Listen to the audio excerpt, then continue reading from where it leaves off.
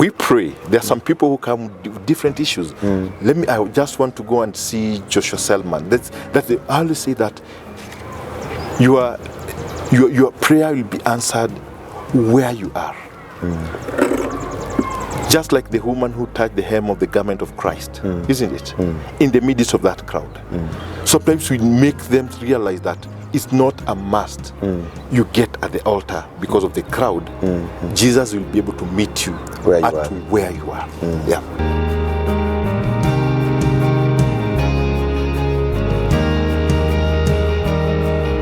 Do you remember your first salary? I can't really tell my first hustle, my first salary. I'm saying I'm one of the pioneer guys who started garbage collection in Nairobi. I'm the one who started garbage collection in Nairobi. That time Nairobi was so filthy in a way that we needed a solution. And I started it from my own backyard in Jericho. And just a few houses, gave them polythene bags, and then put your garbage there, pay 100 shillings. Every week we'll be taking that garbage.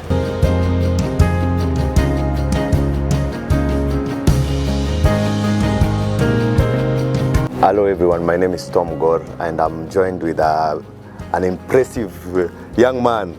Let me just call you young because men don't get old. So for those people who are seeing you for the first time, I would like you to give a little introduction, a 1-minute introduction of who you are, what you do, and we pick up from there. Okay, thank you so much, Yes. Gore. Yeah. My names are Laban Ukusi Amonje. I am a broken man in making, and I'm an entrepreneur, and I wear several hats, being a director also of Broken Man Movement, and also being able to have what we call a hat whereby we normally offer security services for all church events. We normally call ourselves the gatekeepers. Our most recent activity we had during the RHEMA Fest, which happened that I was a very key guy. I had a very key role in executing the security for RHEMA Fest. I was the one who's in charge of the whole ground. I call it Ground Zero. Yeah. Thank you. Now, talking about security, let me start by that first. If you talk about security, RHEMA Fest was a very big event. How do you coordinate such a massive event and make sure that hakuna ngori natokea? How? First and foremost, we are guided by the book First Chronicle 9:23-24, whereby David and Samuel appointed the gatekeepers, and the gatekeepers were numbered. There were 212. God is very specific with numbers, and they were recorded by their genealogy. The main function for the gatekeepers was to watch over the north, south, west, and east at the tent of prayer.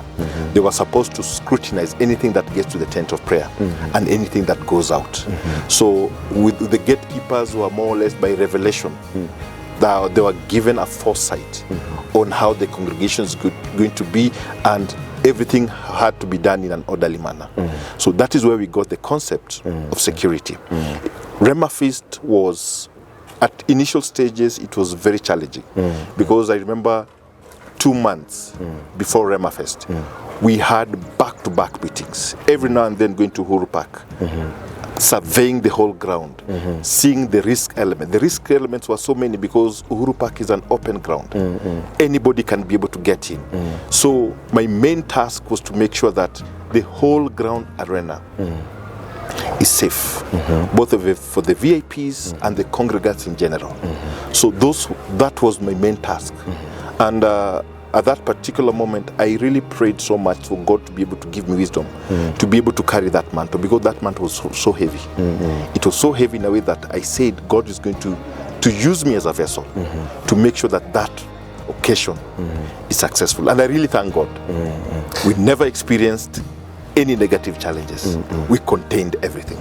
How many personnel were you coordinating? How many security personnel were you coordinating? In my docket, I had over 100 officers who were under my command. For the RHEMA Fest. For the RHEMA Fest. So a lot of people just see events happening. They don't know what happens at the back end of the event. So when you say there were 100 security officers, people are like 100 security officers in a church meeting. So what's the relevance of all this security in a fellowship arena? There's a driving force. I normally call it ABC in security. ABC in security: assume nothing, believe no one, check on everything. That is my driving force. And I always say that in a church setup, always say it's like a hospital. Sick people come in. Of course. They are coming to get a healing. There are sick people in different ways.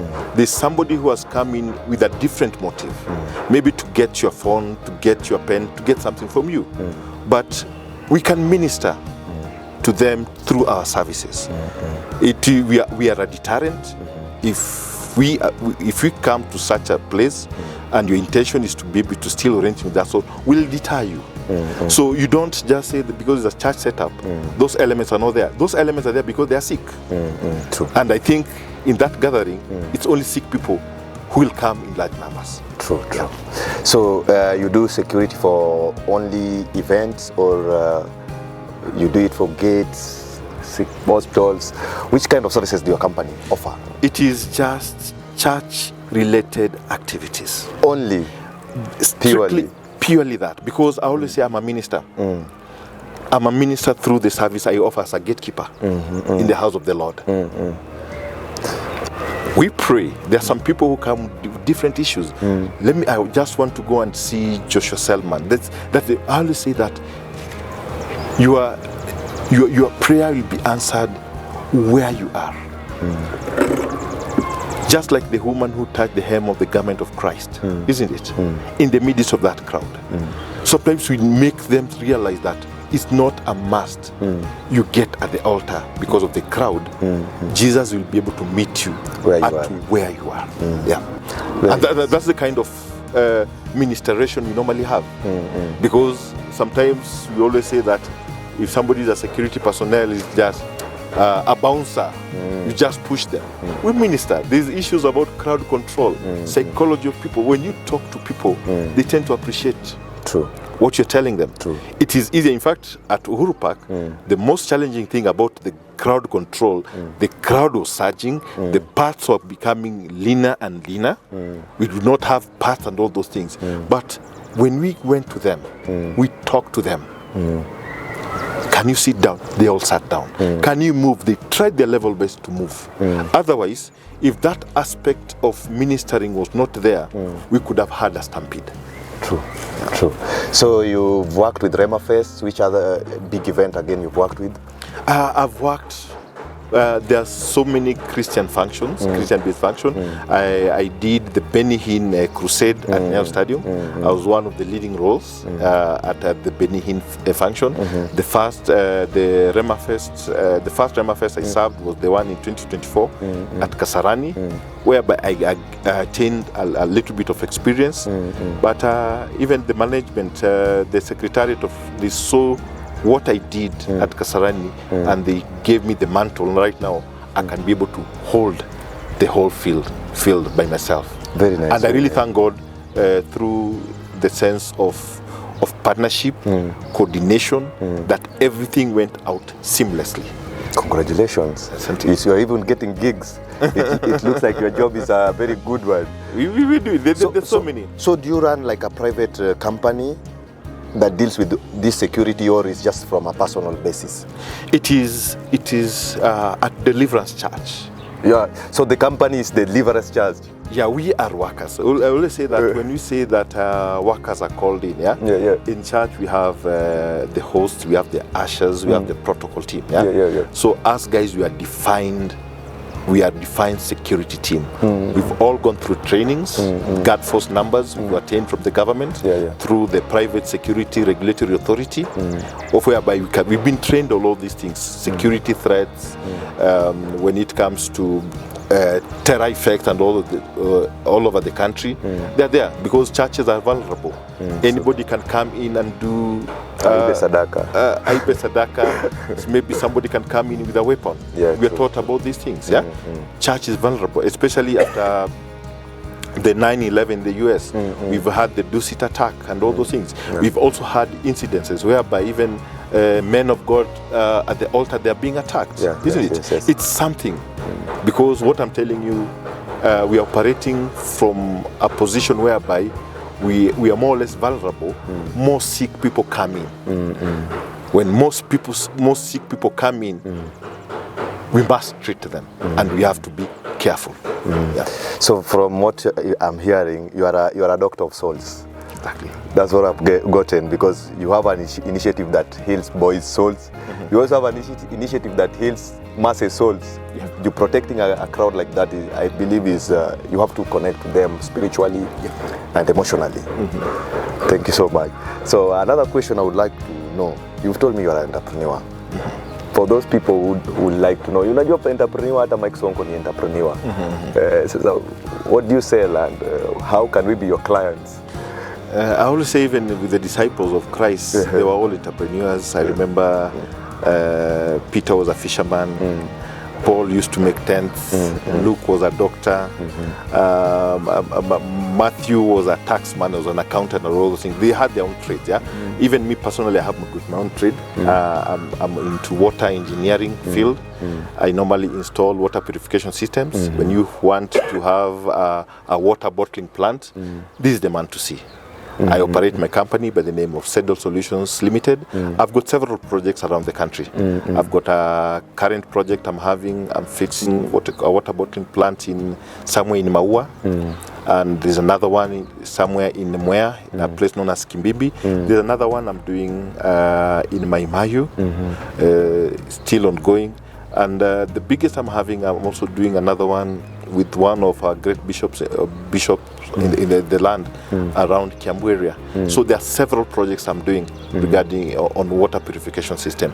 That is my trade, and that is that's my bread and butter. Nice. Talking about water, right now we are facing a climate change, and everything environment has become a very big topic, be it water, be it vegetation, carbon credits, and all this. Are you also involved in climate change actions? What I can be able to say about any climate change action that I'm involved in, because right now I'm advocating. We normally use most water bottling plants, they're using the PET plastic bottles. Yes. My drive is to be able to eliminate any plastic bottle. Because they are not degradable. We need to use what you call biodegradable materials like glass or what you call some materials that can be reused again. We are trying to see the best way we can be able to eliminate the plastic bottles. That is what I'm advocating for. Very nice. So let me get a little background of history of yours, because you are a security guard, you are an entrepreneur, you are a policy maker, you are everything in one. Ulizaliwa wapi? Mimi, I was born many years back. I was born in this expansive city of Nairobi. Where born Tao? Bontao. Nzaliwa Pumwani, Pumu. I was born in Pumwani, and I'm coming from a very big family, a polygamous family, to be precise. And I'm proud to have come from a big polygamous family. Having been coming from a family of about 19, sometimes when somebody asks me how many we are, we normally go, you can't count, but there are about 19 children. And you all schooled in Nairobi? Not all of us schooled in Nairobi. Others schooled in the village. And as guys, I was privileged that I was amongst the siblings who schooled in Nairobi, despite all those hardships. Coming from being raised in Jericho Eastlands. You know, those houses are small. I know, zile nyumba za kanjo. Zile za kanjo, whereby you are a privileged kid. Kama ulikuwa unaishi Jericho kitambo, unajua baba Raila Odinga alikuwa anaishi hapo kando. Hapo Salem, ilikuwa hapo Salem nakumbuka. Sasa you are a privileged kid. So even us growing up, we were so many. And sometimes the neighbors could make a lot of jokes from us, whereby hiyo mlango ikifunguliwa mnanguka nyi wote. tumepangwa kama miti za kiberiti, but it was but we used to fit. And sometimes there's a time I took my daughter and son to the house that we are raised, and my son was asking, how could you fit in this house? They don't know. You can't. There are things. There are things you can't. Yeah. You do about 3 steps, you've covered the whole house. Of course. And you imagine sometimes at one night sleeping, you're about 12 or 14 in that, and you could all fit in. And nowadays, if you go, how do you see it? Can you say there, you as an individual, wewe wachana watoto wako? I can't. I cannot even raise my kids there. Maybe I'm being frank and honest. Yeah, I can't. I can't. So, how was your education? I went through local schools. That is, went to Ofafajeri Primary School. Back in the mid 80s, late 80s. Then I was privileged. I joined Aquinas High School. Aquinas High School, I did my O levels there, and I went later on in life, maybe because of school fees issues. All these siblings all wanted to all 19. 19 of them. From there, you have to create your own path. You have to go and hustle a little bit. Or you first hustled before you joined campus? You do a lot of. What was your first hustle and how much? Do you remember your first salary? I can't really tell my first hustle, my first salary. I'm saying I'm one of the pioneer guys who started garbage collection in Nairobi. I'm the one who started garbage collection in Nairobi. That time Nairobi was so filthy in a way that we needed a solution. And I started it from my own backyard in Jericho. And just a few houses, gave them polythene bags, and then put your garbage there, pay 100 shillings. Every week we'll be taking that garbage. So at that time, God gave me the skills of talking. Sometimes I can even talk without anything. I remember going to City Stadium. That was the department for environment for the City Council of Nairobi, whereby their trucks used to get garbage. So I used to go and tell them, if you get rid of a certain garbage heap around this area, I'll make sure no one dumps garbage there. So they come, they remove it, then I have my own team within the estate. No one should dump there. Let us give them these bags. We are going to make our area clean. That it started as a passion. Eventually, it grew up. It grew up. We used to do it with my sister and together with some of my neighbors within. And it gave us a little money because the money we used to get was only to buy the polythene bags, hire a van to be able to dump the garbage in Dandora. Dandora used to exist at your time? Your time, yeah. So which year was this? Let's say that was the year, let's put it about 96, 90. But they're 1998. 1998, going all the way to 2000. Yeah. So you did it for like 2-3 years? I did it. It is a project that is ongoing. I gave it out. To the community. You relinquished it? It's still ongoing. How do you relinquish it? What next? What's the next step you jump from after that? You know, sometimes I used to get into matatus those days, and all of a sudden you just go, mtu wa takataka, mtu wa takataka. You pass their keys saying, mtu wa takataka napita and all those things. So that is something that that's a phrase I had. The way that you go to a matatu, even if somebody doesn't know your name, ule mtu wa takataka. All those things. At that time, umedunda kuna kamshika mrembo. Umeona mrembo sasa amekuharibia. Hiyo hajakuharibia. Hiyo hata mrembo kuangalia tena. Umengara vizuri, umetoka, umetoa zile gambuti zako, zile overall zako za takataka, and all those things. Unaenda kushine. Lakini sawa tu. But I say that I made an impact. And when maybe even the journals of lives are written about me or anything that sort, somebody somewhere will be able to say, I contributed towards cleaning Nairobi. Yeah. That's massive. Yeah. That's massive. So you haven't told me which job do you jump to next after that? After that, you see, just sometimes life, I always say baptism by fire.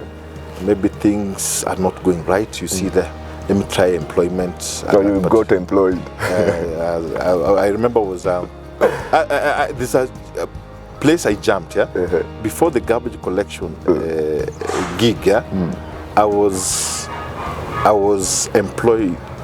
It was after garbage, I think I was employed by a company that is carrying it, Crown Distributors at that time, and I was a turn boy.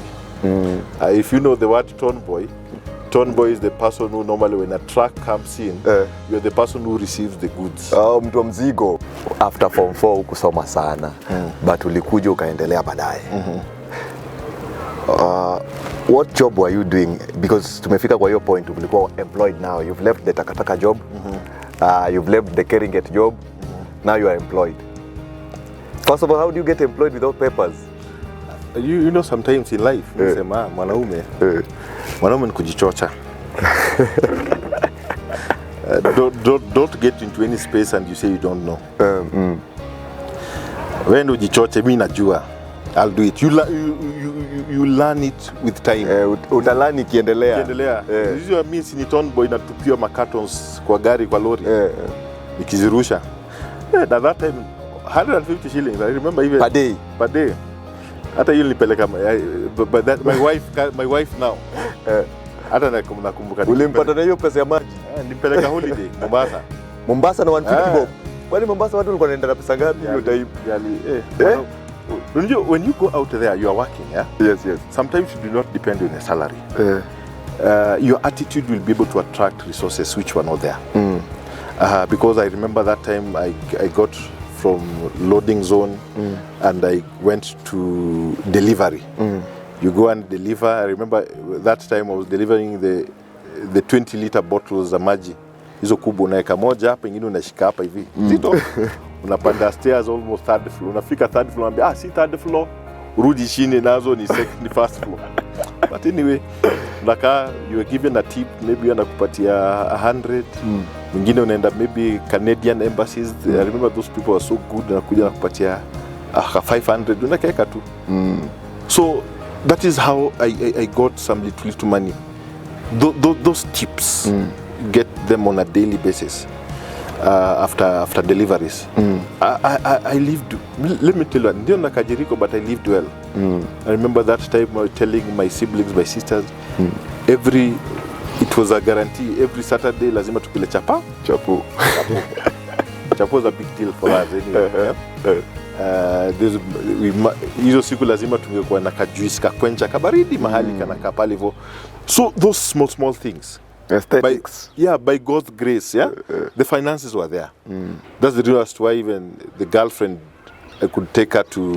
And that's the reason hajakuacha mpaka leo. Ulimspoil. Ulikuwa na kidogo ya kumspoil. Ungeachwa. Ningeachwa, my friend. But that's the one thing I can be able to say. I've been loyal. Yeah. Throughout my life. Very loyal. Which means you've also been loyal in your journey. Because nobody can stick to someone who is not progressing. That's another thing. So if we are at this point, changa pesa umempeleka mpaka date, inamaanisha bado ulikuwa na vision ya kwenda shule. So your wife could see a bigger vision. Women are not stupid, I think so. I think women can see a potential in someone before that potential is knocked. You see, even at that time, I remember even in our dating, you ilikuwa dating. I remember that time, you kujichocha kusema najua kitu na sijui. Sikeringet nimeingia kule hivyo ndani, ninafanya kazi, kuna water dispensers, operate hapa aje. At that time, there's a team from the UK inakuja na to train ya ku maintain dispenser. And then I saw a little catch. Hii dispenser inafaa kuwa serviced, inafaa kuwa kuoshwa nini. So nikasema that will be my side hustle. How many people outside here have got water dispensers? Mlikuwa mnatoa engineer kukuja kuonyesha vile dispenser ya maji inafanya. Ai. So nikasema kata kwa line kangu. By default. When the jobs fulani hivi na hivi. kuna mzungu fulani yako Gigiri, acha nikamtengezee ka 1000 wako kamekuja 1000 chapa mob sana. So even the time I left Keringet, si ati niliresign. Niliambia Muhindi kwetu sikuua mtu enda kuua kutoka wa kwanza. So let me just alikuwa anakusumbua, let me leave this job. And later on nikasema I started those small errands za service dispensers. Naenda unapacha 1000 and all those things. Later on a client of mine this is a journey, akaniambia nikimservice dispenser, akaniuliza, "But I can see you are very good in these water things, eh? Where I come from in Kisumu, a place known as Kanyawegi. I have a kawel. Na hiyo maji naweza kwa chupa. Unajua mimi nilisema nini? That one I can do it. You can bottle it. I've never been there. Mkaenda Kanyawega hiyo time. Your time I make phone calls, I go to David and Shatley. What do you need? You need a sample. Naambia a client, I need a sample of that water to take it to the government chemist to test it. Kaangalia maji hivi, I know nothing. I found myself. So you started with this water thing a while back. So that time client alinipatia fare. Mimi nilisha assemble ka system kangu ka maji kadogo.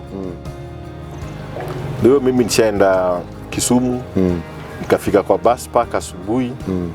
Very early in the morning travel usiku, nikafika asubuhi. Nikakutana na mahawkers wanauza maji. Ni tu wapi maji? Maji huku kupata ni ngumu. Sijui a certain bottling company wanaletaga, lakini kuipata ni ngumu. I remember that guy his name was Nicholas. Nikamwambia Nicholas, give me 1 week. I'll bring you bottled water. And mind you, I've never visited that site. Nilienda nikapata a very dirty well. Na nyumba nyingine ya matope hapo, niambiwa ati hapo hivyo itakuwa. I never said no. I called in a plumber. We pumped that water, ikapita through the system. I've never packed water. But I had my own tutorials. I was able to pack that water.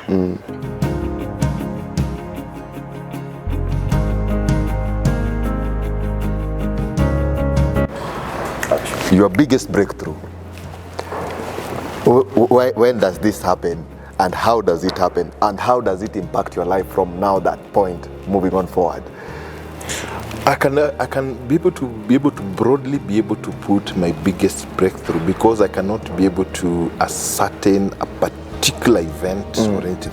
The thing has been continuous, but my biggest breakthrough is more or less, I can be able to say, is put into where I stand. I don't say no. I take each challenge as it comes in. My breakthroughs have been progressive in a way that one thing will lead to another. When this door shuts, another one opens.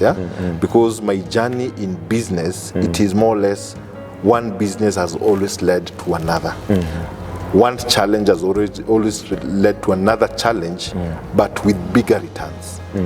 Even right now, from where I am right now, maybe I can be able to work it backwards. So now backwards is a little bit easier. Backwards a little bit easier. I've done construction work, isn't it? I've done projects. I've built like the Eldoret municipality locals with my academic dwarfness. I'm the one who did it. with the little knowledge I have. But I always say that any challenge that comes in, I'm equal to the task. I'll do it. True. Yeah. Even if I'll be able to end up using all the academic giants around me, but I'll be able to deliver. That shows I'm not selfish. If I don't know, I'll go and seek information and see the best way how to do it. Yeah. Very nice, very nice. Now, you've counted behind the scene, for those people who don't know, your accomplishment is massive. I don't know where to start with, but you've worked with almost every government parastatal and every government ministry, if I'm not wrong. Yeah. And at this time, you were all working with which ministry? Yeah, for clean, I used to, we normally, when you want to do a trade of anything, don't look for for a common word, yeah?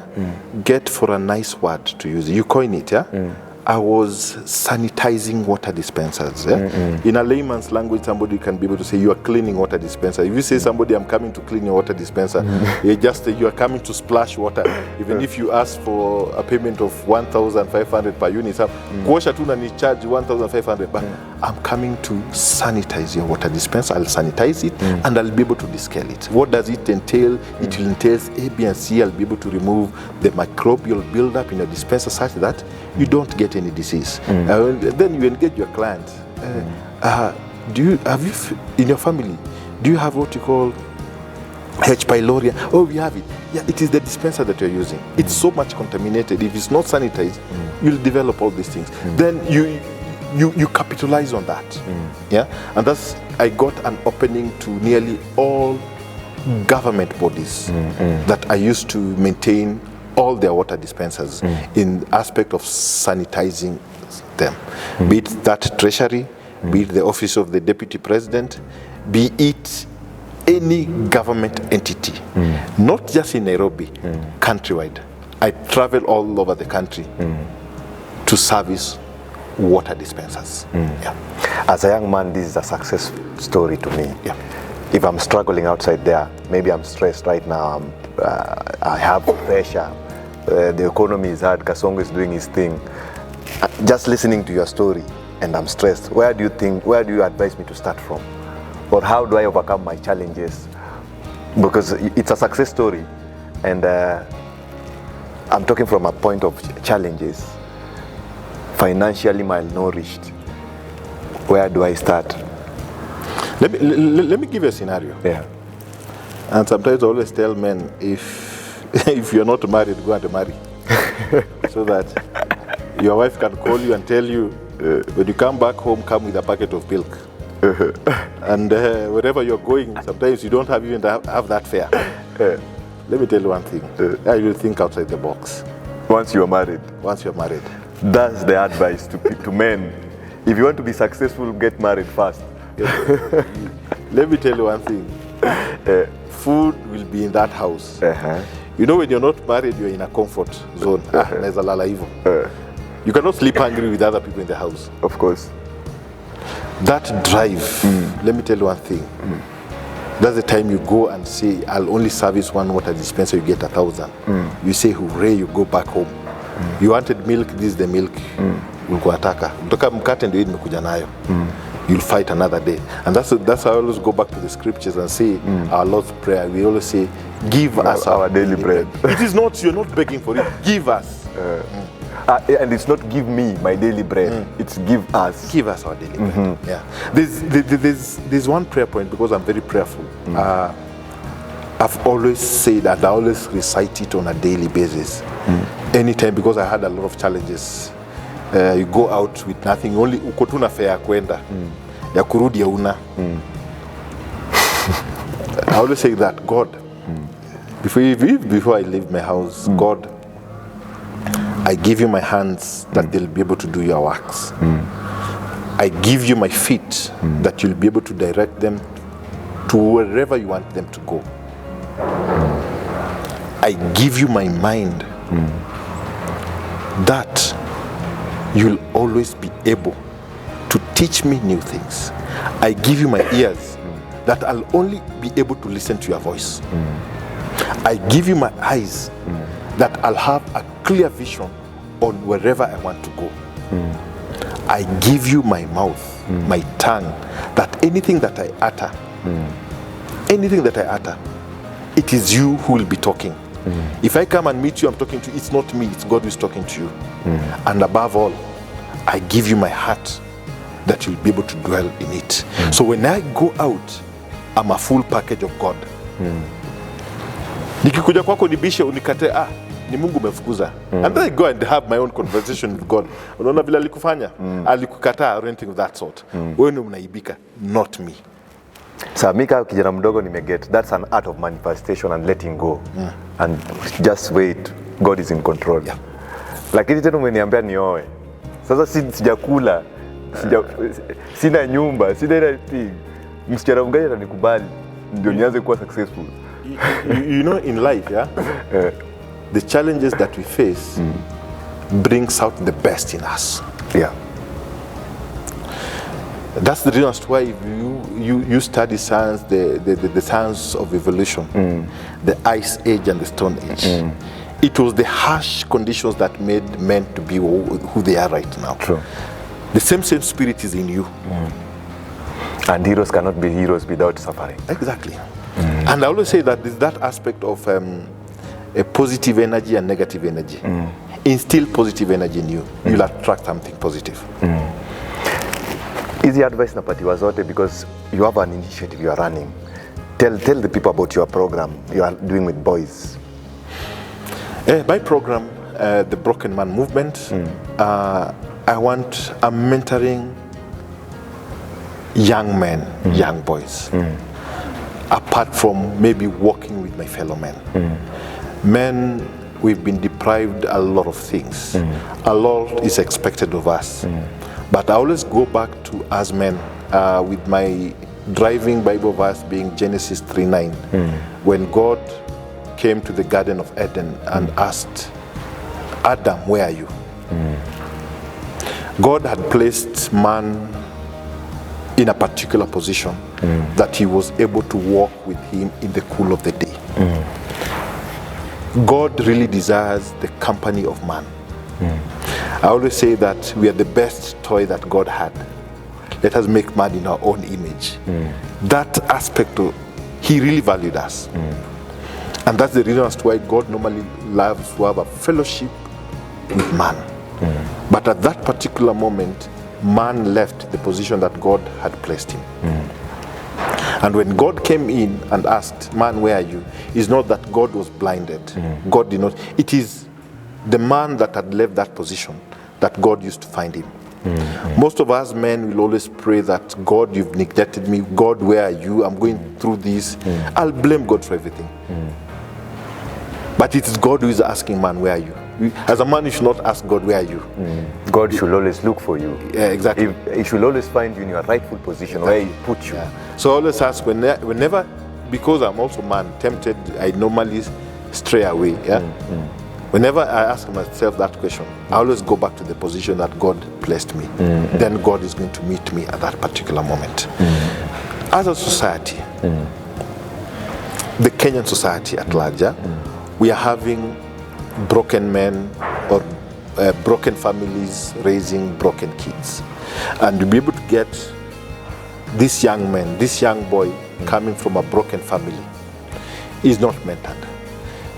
And I've got one principle. In order to raise a man, in order to raise this boy to become a man, that boy needs a man in his life. That's it, afadhali. I know people will be able to throw stones at me. Oh, single mothers and all those things. They can be irrespective of what.